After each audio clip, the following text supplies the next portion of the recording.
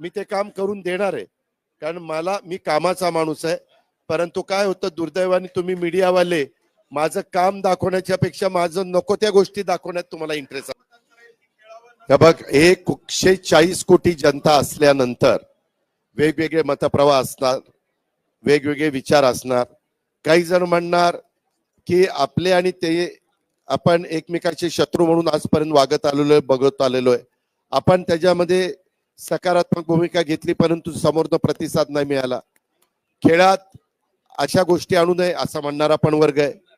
खिलाडूपणाने खेळाकडे बघावा असं म्हणणारा पण वर्ग आहे.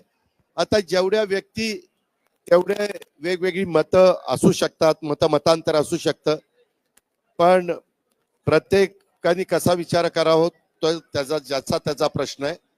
पण सामना होणार आहे अशी माझी माहिती आहे आणि त्याच्याबद्दल